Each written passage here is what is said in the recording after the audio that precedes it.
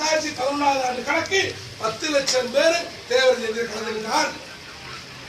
2013 தமிழக அரசு தடை விதித்த பிறகு அங்கே கலந்துகிட்டவங்க எண்ணிக்கை வெறும் 36,000 பேர். அப்ப இவர்கள் என்ன நினைத்து இந்த தேவர் ஜெயந்தி விழாவை சீர்குலைக்கிறார்கள் என்பதை நீங்கள் சீர்தூக்கி பார்க்க வேண்டும். இளைஞர் மக்களே, வரும் காலங்களிலே தேவர் ஜெயந்திக்கு விதித்த தடை இன்றைக்கு மு.க. தேவருக்கு தடை விதித்திருக்கிறார். தேவரும் நேதாஜியும் மு.க. தேவரும் இந்த நாடும் இந்த நாட்டு மக்களும் நலமாக வாழ வேண்டும் நினைத்தார்கள். இன்றைக்கு நாம் எல்லாம் பேசிக் கொண்டிருக்கிறோமே, இந்த தென்னாட்டிலே தேனி, திண்டுக்கல், மதுரை, ராமநாதபுரம், விருதுநகர் என்று இவர்களுக்கெல்லாம் கல்வி கோயிலை வழங்கிய இந்த மு.க. தேவர் இங்கே அமர்ந்திருக்கிறாரே, இங்கே தூங்கிக் கொண்டிருக்கிறாரே, அவருக்கும் தடை.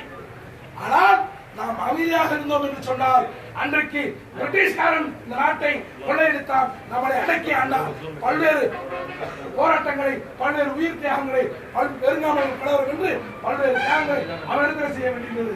அதை போல இன்றைக்கு எதிர்வரும் காலங்களில் 144 தடை உத்தரவை நமது சட்டமன்ற உறுப்பினர் அண்ணன் கதிரவன் தலைமையிலே தமிழக முதலமைச்சரை சந்தித்து தேவர் ஜெயந்தி அல்ல, மு.க. தேவர் ஜெயந்தி அல்ல, ஃபாரூக் பிளாக் நடத்துகிற அத்துணை விழாக்களுக்கும் 144 தடை உத்தரவு கொடுத்தால் நாடு துண்டாகப்படும் என்பதை